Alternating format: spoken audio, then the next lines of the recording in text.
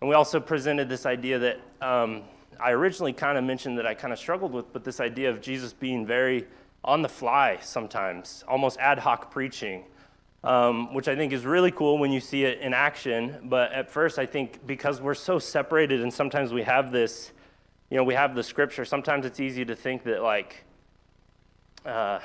Jesus wasn't, organic or natural, right? But he was so natural when he gave these parables. And we'll look at some more parables today to kind of that reflect that.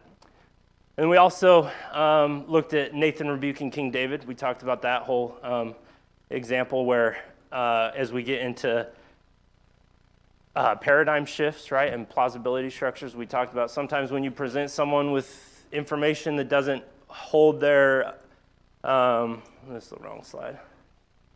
I'll just sit right there, though. We talked about how when you present someone with information, sometimes they're more likely to dig their heels in, right, if it doesn't support their framework or their paradigm. And we talked about how that's what Nathan did, right, with the king. In the story of, he said, hey, down the road, this rich man and this poor man, and the rich man was having company over, and he slaughtered the poor man's lamb, right, that was like a pet to him, like a daughter to him. And in order, as Nathan did that, he didn't frame it up as a parable. He framed it up to David as like, hey, this is something that's happening. And David's mad, right? David, he really latches on. He says, oh, well, let's go find him. This guy should be killed. He needs to pay restitution. And then, obviously, Nathan says, well, you are the man, right?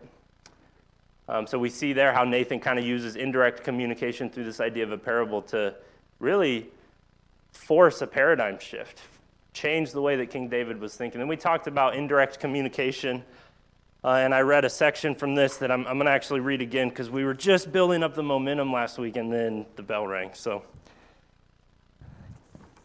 I'm going to read this little section again. So direct communication is important for conveying information, but learning is more than information intake, especially when people think that they already understand. People set their defenses against direct communication and learn to conform its message to the channels of their understanding of reality. Indirect communication finds a way in a back window and confronts what one thinks is reality. Parables are indirect communication. If the immediate aim of parables then is to be compelling and interesting, and in being interesting, it diverts attention and disarms. A parable's ultimate aim is to awaken insight, stimulate the conscious, and move to action. So we read that and we talked about, these 3 steps here. All these animations. But we laid out that the interpretation of the parables is not up to us, right? It's not, Jesus doesn't lay out the parables and say, hey, what do you think this means? He has an intent, right? And he has something that he's striving to get to. And it's up to us to find what his intent is in the parables, not to make up our own. And we laid out the definition for a paradigm shift, which is like a change in your basic assumptions or framework for how you see the world and your role in it. We talked about this idea that we can actually, within our frameworks, our mental frameworks and our paradigms, we can actually take in a lot of information that doesn't fit and just kind of discard it and say, that's not applicable to me, not applicable to my frame of mind, my way of thinking. But eventually there comes a point sometimes where there's too much information that contradicts your framework, which then forces your framework to be flipped. It's incompatible. And we talked about that with a paradigm shift. And we're going to see Jesus trying to force paradigm shifts onto some of the Pharisees in the parable that we're going to look at today. We already talked Nathan rebuking Daniel. At last, Luke chapter 14. This is where we left off last week, and this is where we're going to pick up today. So if you want to open your Bibles to Luke chapter 14.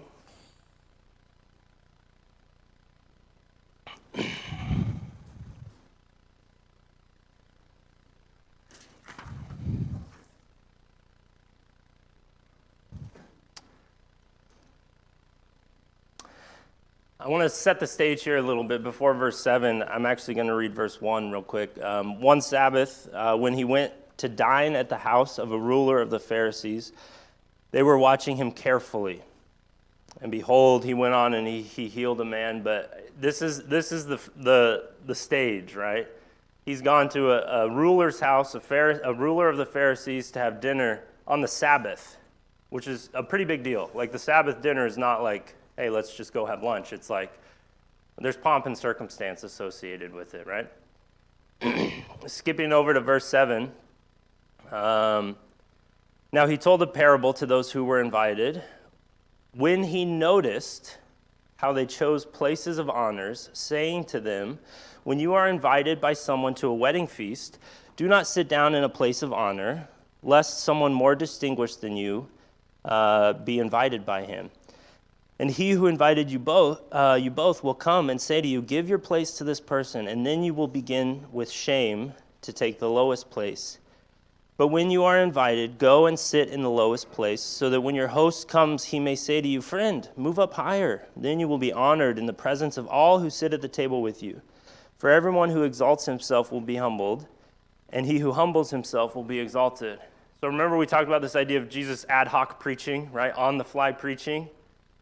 Like, that's exactly what this is. We see Jesus, it says Jesus noticed what people were doing at this ruler's house, and he sees, oh, they're kind of jockeying for position and really focused on status, right? And status in the society and where they sit within, this group of Pharisees. And so he goes on to tell this little parable, but he continues. In verse 12, follow my slides a little bit. In verse 12, going on, he said also to the man who had invited him, when you give a dinner or a banquet, do not invite your friends or your brothers or your relatives or rich neighbors, lest they also invite you in return and you be repaid. But when you give a feast, invite the poor, the crippled, the lame, the blind, and you will be blessed, because they cannot repay you. For you will be repaid at the resurrection of the just. So that, not a parable, that's Jesus being direct. He says, he's being direct and saying, like, here's what it's all about. Trying to talk about this, the tribalism and status that we talked about that Jesus is trying to overturn. But they just don't get it. And they don't get it because in 15 going on, someone says this. When one of those reclined at the table with him heard these things. So they heard what Jesus said about invite the poor, invite the crippled, people who can't repay you. So he heard that, and then he said to him, blessed is everyone who will eat bread in the kingdom of God. So this same guy, or multiple people who are jockeying for position, look at us in this room. How blessed are we to be able to partake in the kingdom of God? And then Jesus doesn't even answer him directly. He then just goes on and tells a story. And this is the parable that we're gonna sit at for a while. So I'm going to read this. Starting in verse 16. But he said to him, a man once gave a great banquet and invited many. And at the time for the banquet, he sent his servant to say to those who had been invited, come, for everything is now ready. But they all alike began to make excuses. The first said to him, I've bought a field, and I must go out and see to it. Please have me excused. And another said, I bought 5 yoke of oxen, and I plan to go examine them. Please have me excused. Another said, I have married a wife, and therefore I cannot come. I guess the wife wasn't invited. So the servant came and reported things to his master. Then the master of the house became angry and said to his servant, go out quickly to the streets and lanes of the city and bring in the poor, the crippled, the blind, and the lame. And the servant said, sir, what you have commanded has been done, and still there is room. And the master said to the servant, go out to the highways and the hedges and compel people to come in, that my house may be filled. For I tell you, none of those men who were invited shall taste of my banquet. So I want you to imagine for a minute that you're sitting at this table at this ruler's house, this Pharisee's house, and you've seen the people kind of jockeying for position and trying to figure out where they're going to sit. And then some guy says, oh, how blessed are we to eat bread together and partake in what he thinks is the kingdom of God. or what he thinks is going to be realized as the kingdom of God, I should say. And in response to that, Jesus tells this parable. What pops up in your head? If you're in that room and you hear all that and you hear this story, what does it make you think of?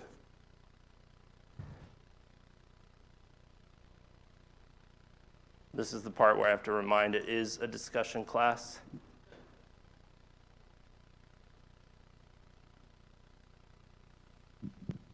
Let's break it down a little bit. Was there a comment? Awesome. Yeah, I guess I can perhaps read the question the person asked. Hopefully they did it in a positive spirit. Jesus says, basically, you should invite everybody to sit at your table, especially those who are disadvantaged. And the person says, everyone should be eating at the table in the banquet. And then Jesus reinforces that with this story that everybody's welcome to the banquet, and there are some who are going to reject it. And there will be different people sitting at the table than you expect. Yeah, absolutely. The key part there, I think, is there will be different people sitting at the table than you expect. I think you could read it that way. I personally don't think he had positive intent, just given the fact that no one in the room were the people that Jesus was talking about. And how direct, well, obviously Jesus is indirect, but it's so targeted towards the status of the people that they're jockeying for that I don't see why Jesus would say that, because he already said it once. He already said once, oh, invite the cripple. He was direct, and it didn't stick. But maybe, it could be. It's just a unique twist and a different way to think about it for sure. But the key thing is, who you think's going to be in the kingdom of heaven is not who's going to be in the kingdom of heaven. Absolutely agree there. Any other comments? Yeah. That's just what I was going to say. Who's going to be in the kingdom of heaven? Jesus talked to a lot of people, and a lot of people didn't understand him or didn't want to. And that's what I think these people are that come into the banquet. Those are the ones that didn't come to the banquet, didn't understand him, and didn't want to. Yeah, absolutely. This came up last week too, right? When we were talking about how Jesus is speaking, and it was the onus was on the listener, right? He who has ears, let him hear. But the Pharisees, and they were there. They heard the same things that Jesus was saying, but they chose not to listen. Kind of the same idea. A little bit of context here in honor-shame culture, right? Was there another comment? In honor-shame culture, right? Throwing a party. This is a statement, right, of your status. And there's a guest list, and there's people that you invite, and you also can capture in here, right, that. Well, actually, in the Snodgrass book, he talks about some of the Hebrew culture here, that it's almost like you send out one invitation, right, and it's kind of your RSVP. And then you send out a second kind of invitation, and we see him send out his slaves to say, hey, everything's ready. So they knew about this party, right? But then the servants come out and say, hey, the party that you knew about, it's ready. And at that point, that's when these people decide to kind of dishonor the host, right, and say, oh, I've got this thing I got to deal with. I just got married. I just bought new land. I need to go check it out. And in this type of culture, right, by declining, you're essentially saying that, you're not of status enough for me to attend, right? You're not worthy of my presence at this party. This is a big deal, right? This going on. Another thing to note here that I think is pretty interesting is each person that declines the invitation gives their current position of status as an excuse for why they can't come. So let's look at that. So the first one, the first guy, let's see, is this verse 18? He said, I bought a field, right? That's a position of status. This guy just bought a new field, and he needs to go examine it. That's his excuse. The next one, I just bought 5 new oxen. I need to go try them out. See, that's, again, a position of status. Another, I just got married. Having a wife, that's a big deal, right? That's a status symbol in honor-shame culture. So who then, is there a comment? Yeah. Here I am again. Yeah. Okay. it's like people are invited to follow God and Jesus, and they give excuses why they can't. I don't understand that, and I don't think they know what they're doing. Yeah. Yeah, I think that the excuses that they give, they think should justify their absence from the party. In some way, because the excuses that they give are status statements, right? So who instead is invited? These guys say no, they've got stuff going on. So who's invited instead?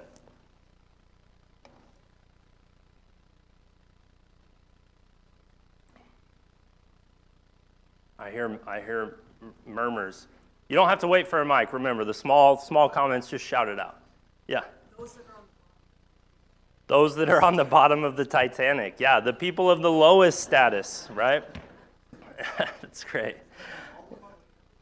Ultimately, everyone, yes. So at first, he kind of staggers it, right? At first, he says, go get the crippled, the poor people, the lame, get them in here.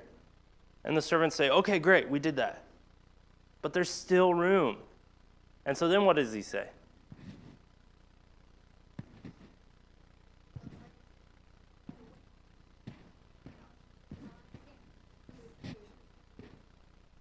Yes. Yeah, look what he did for the woman at the well who said, oh, I can't give you water because you're a Jew and I'm a Samaritan.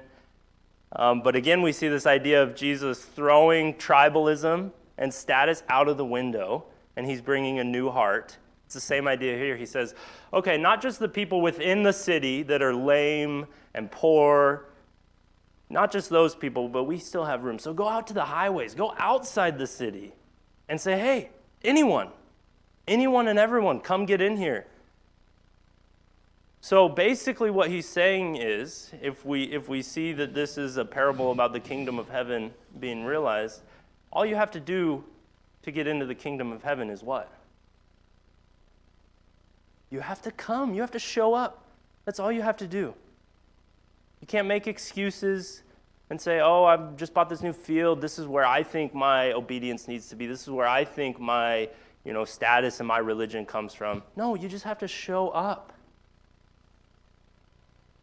So we see, the people with the lowest social status, we see this is people whose presence from a societal lens, these people won't increase the status of this party, right? When we think about honor-shame culture and throwing these parties, right? And you have this party and you want some crazy hunter who, has all these trophies and great stories, and you want him to come, and you invite someone else and they're like, oh, well, is I don't know, Tim going to be there that has all the great stories? And is he going to elevate the party to a point?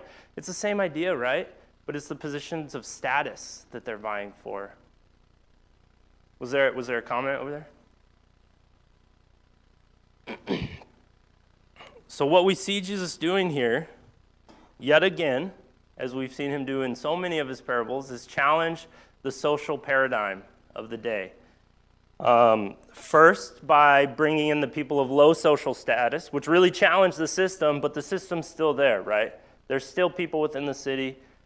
They don't have status. They don't elevate the party. But then he throws the entire system out of the window and says, hey, it's not about the system anymore at all. It's about showing up. It's about coming to the party. So what he's saying here is fundamentally the kingdom of heaven has no regard for human systems of status, especially the systems of status that we've seen the Pharisees and the religious leaders stand up around them. Very similar themes here, right, as when we talked about the Good Samaritan. Jesus is coming to overthrow that tribalism, the status, and ultimately provide a new human heart where he says, hey, you just got to show up. Any thoughts? So I had never read this parable and thought about it through that lens. Yeah.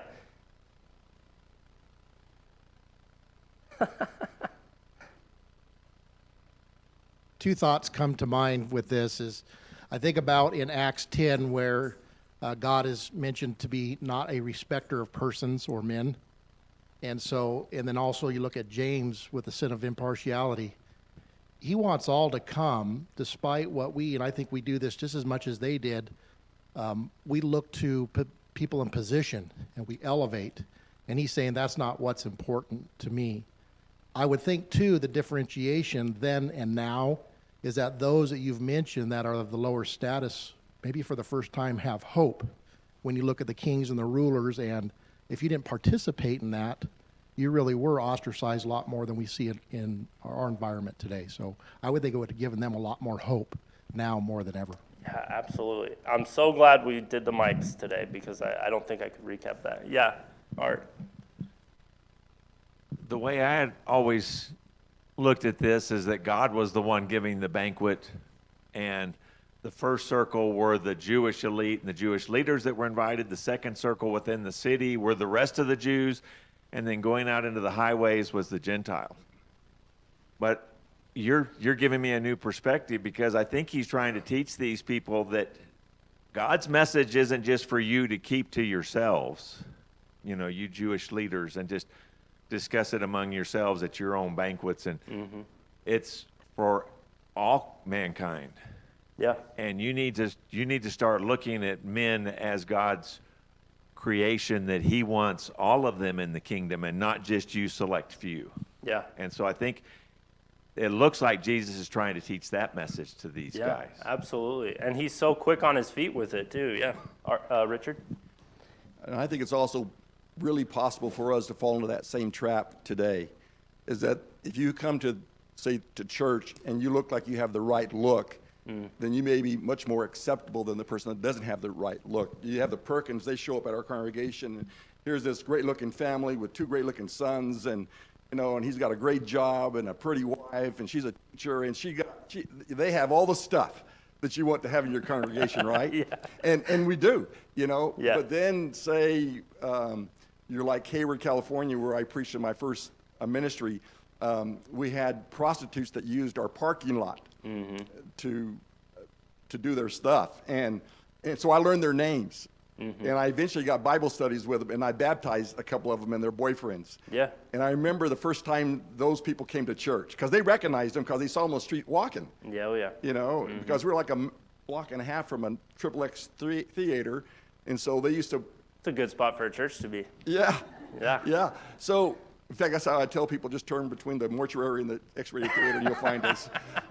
But anyway, but I remember when those 2 gals and their mother came, Yeah. people gave them a wide berth. Yeah. They did it. In those days, AIDS was real new, and no one knew how it was getting passed exactly. This is in the 80s and early 80s. But I remember that our congregation had a hard time with wanting to link arms with Yeah. them and fellowship with them, because they didn't fit Yeah. the mold that we were used to. Yeah. And we had lots of street people that ended up coming to church there. And I was a young preacher, so I didn't know that you didn't do that. That you weren't supposed to. Yeah. That you were supposed to be baptized. You weren't supposed to evangelize to them. Yeah, and knowing their names and all that stuff, Yeah. But so I think it's easy for us to fall into that trap. Yeah. There are those families that look like they fit like the perfect puzzle piece. Then there are those who walk into our building that may not have the same background, and it's easy for us to not want to fellowship with them, or maybe to give them a wider berth, and that's what Jesus is saying, is you can't do that. Everyone's invited. Yeah. Everyone has a place at the table, and it's not just the elite, it's even those that we would deem less than that. Yeah, absolutely. No, I love that. I think that's a great example of what Jesus is getting at here. Yeah. You want a mic? Oh, yeah. Right here. Oh, yeah. Just like Richard said. Yeah. In James, yeah. Yeah, that's what the brethren did. Yeah, absolutely. Got another comment back here, and we got a skedaddle. I don't know about talking. Well, when I fix a meal for someone, because I'm a woman, I invite the hungry. And I think God spread a meal for the hungry people. And these people of status, it's important, but they weren't hungry for anything. They didn't have any need to come to the meal. But the people out there were hungry for what had been prepared for them by Yeah. God. They had a reason to show up. Yeah, that's a great Yeah, point. they Yeah, did. they had a reason. They were hungry. They thirsted after it. But we see these elite, I got new oxen, Oh, I just got married. They weren't hungry. They weren't looking. They weren't searching. Great comment. Awesome. Super awesome comments. And I totally agree. I think that's exactly what Jesus is doing. And it is hard for us, right? We fall into this all the time. At least I do. I have my church people, I have my neighbor people, and I have my work people. And sometimes when the possibility of those different molds colliding comes up, I have to catch myself because it can make you uncomfortable, right? We get so segmented in our lives and we fail to realize the design that God has for the party, for the banquet. Great comments. So the thing that matters is showing up, receiving the gift. And I love another thing that matters is being thirsty for it, right? Searching for it, seeking it out. Don't find contentment in your status, right? Oh, I go to church. I fit the mold, so I'm content. I'm in. It's not what it's about. So going back real quick, before we have one more parable we want to dive into, but going back to that room, right, where Jesus has already told the ruler, here's who you should invite, didn't really stick, and then some guy said, oh, how great to eat bread with what I think will resemble the kingdom of heaven, right? And this is Jesus' direct response. The story that he tells is in fact saying the opposite. Imagine if Jesus had said, actually, this room, not at all what the kingdom of heaven is going to be like. Instead, you guys are not going to be there, and these poor people and the disabled, they're going to be there. When you analyze it, it almost seems that direct, but that's not what he does. He tells this story, right? And it's this idea from Snodgrass that he's trying to go in the back window, right? He's trying to plant a seed and plant a thought so that he has a chance to disarm and ultimately force this paradigm shift for the rulers and the Pharisees. Any thoughts on that? Yeah, got one over here. We know that he succeeded because we know Nicodemus came to him at night. We don't know who was in this room, but he was, like you said before with Moshe, he's planting the seed of doubt and questions. And we know that some of the Pharisees did, and Sadducees did come to Jesus and ask questions. Yeah, absolutely. We know that he succeeded. And I mean, it was mentioned earlier too, right? Giving hope for these people of the lower status that they didn't have before, I think is what John was saying. Like, word of this got out. There's no way that Jesus essentially backhands an entire room of Pharisees and the disciples don't tell people about it, right? Like, obviously word of this got out. And yeah, it's providing this, he's showing that, hey, well, I don't know if I want to get ahead of myself. Yeah, he's showing that, hey, what you thought was going to be direct and what you thought was going to be Isaiah 6, like God coming and gathering his people and showing his, strong right arm and overthrowing the Roman empires, maybe it's not so immediate and maybe it's not so direct. And what they used to hold on so tightly for is hope. He's changing that because he's giving hope to these new people of lower status. Because he's saying, hey, the kingdom of heaven is about a fundamental new type of heart that is incompatible with the society of the day. I want to read this. I just thought this fit. It's from a guy named Robert Farrar Capone. Not a huge fan. He's written a couple books on the parables. Not a huge fan in general of some of his ideas, but I did think this was worth reading through.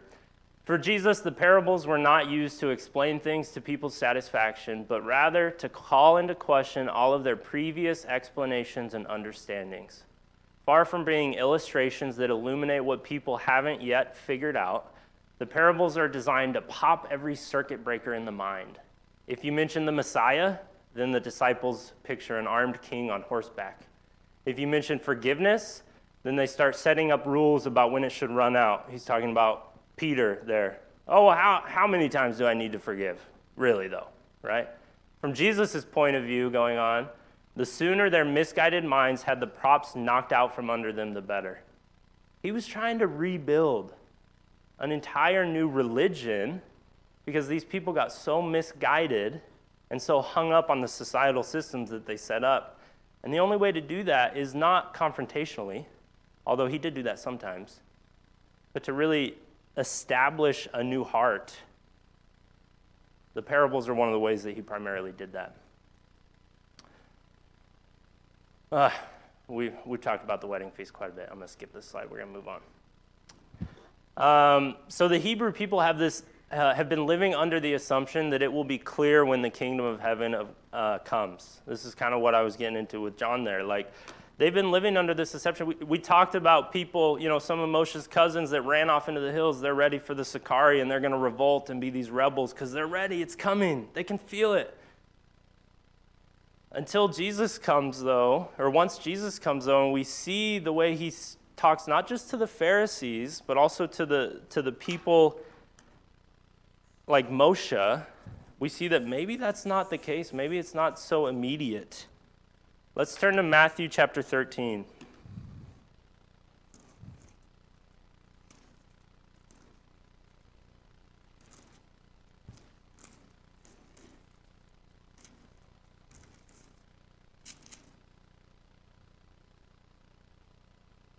Don't worry, we're not going to talk about the parable of the sower again. Matthew chapter 13. I'm going to read through this parable real quick. Starting in verse 24. He put another parable before them, saying, "The kingdom of heaven may be compared to a man who sowed good seed in his field. But while his men were sleeping, his enemy came and sowed weeds among the wheat and went away.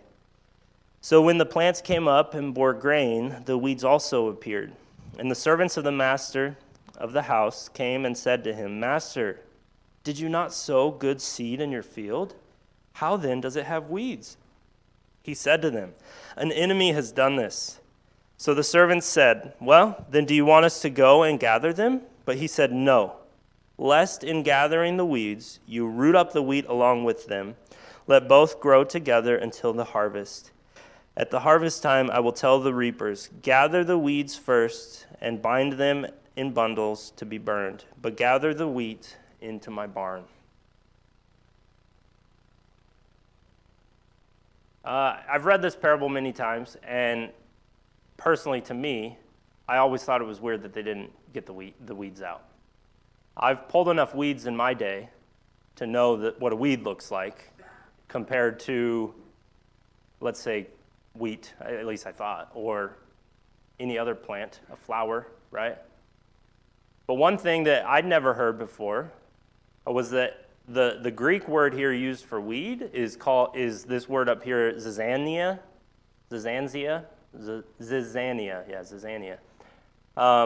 which, if you look up the Greek definition for this word, it's described as a weed that looks practically identical to wheat. And here's pictures of. Another word is bearded darnel, or what are they all? Tares is often what we hear this parable being called. But if you look at those pictures, now I get it. I'm like, oh yeah, which one of those is wheat? Which one of those is, especially because notice it's the servants that say, "Hey, do you want us to go pull these weeds?" He said, "No, you're not qualified, but wait and let's have the reapers do it. When they harvest, they'll decide and they'll separate out what is good and what is bad."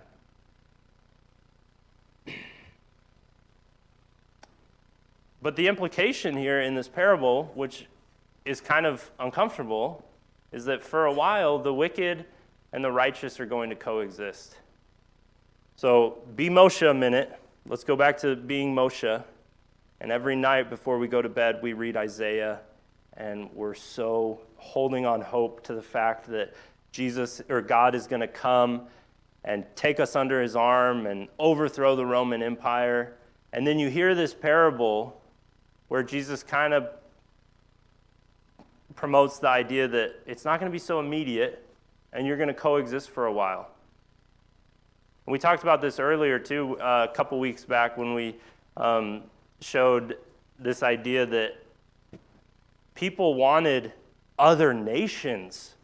The Israelites wanted other nations to realize that their God was the God, right? They wanted this kingdom again, not just God to come and save them, but part of that was they wanted to be brought back up to this position of power so that other nations could see. And then you have this idea coming in, and you're Moshe, and you hear this, and you might be a little disappointed. What are your guys' thoughts? What are your thoughts on this parable, this idea of the wicked and the righteous coexisting?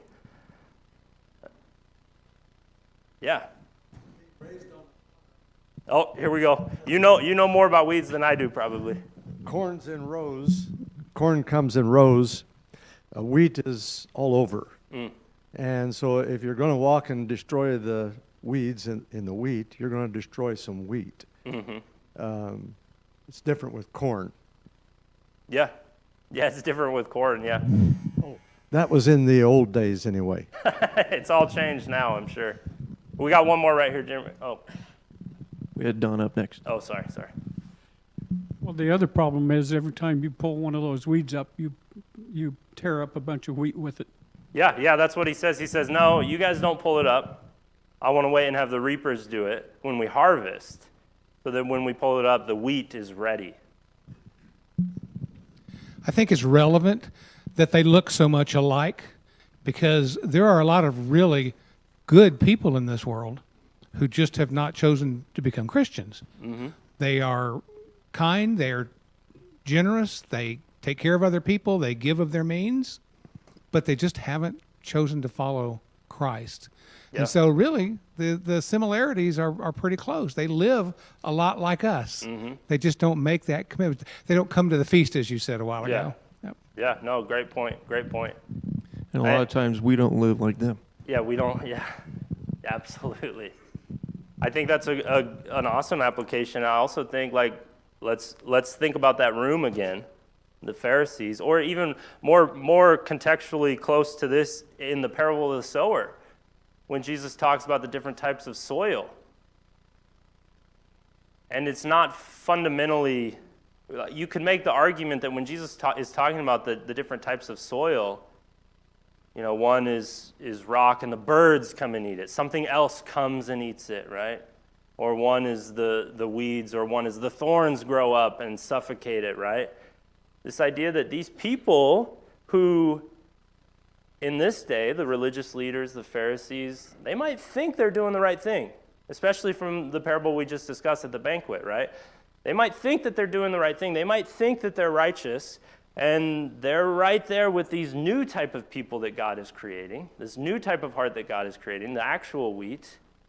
And it's not so easy to distinguish the difference until when?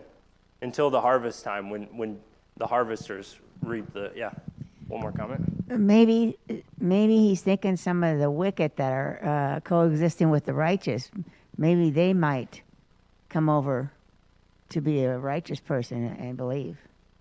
So the more he gets. Yeah, the influence can go both ways, I think. Yeah, absolutely. I think one of the things that's so cool about this, if you're one of these lower status symboled people, right, one of these lower people who you've never really had this opportunity, you're not a religious leader, Jesus, as you hear him talk, he's starting to get so direct with you on an individual level, which is something that is very, very unfamiliar. And it's also something that you probably weren't expecting reading the prophets of the Old Testament. You were expecting, this new king to rise up, and as a people collectively, right? But Jesus is saying, no, it's more on an individual level. And you're going to be surrounded with people who are going to hold on to these different types of soiled people, right? Who are going to hold on to the religious ways and the status symbols and the tribalism of the day. But with you, I'm establishing a fundamental new type of human heart. One more comment, and then. The more direct approach, this whole parable makes me think of "Away from me, I never knew you." They thought they're doing the right thing, but he gets more and more direct. Yeah. Oh, yeah. Yeah, he does definitely get more and more direct, and we see that, as he's progressing towards Jerusalem, especially, where it becomes pretty clear to these people what he's doing. I think there's one last slide. Yeah, so Jesus' kingdom comes in a way that it doesn't bring an immediate separation between the righteous and the wicked. It's not immediate. There will be that separation, but it's not on our terms, it's not on our time. That is all for today. Next week, we're going to take a look at how parables point us to a decision. They call us to action, and we're going to take a look at that through the parable of the Prodigal Son. Thank you for your attention. That is all.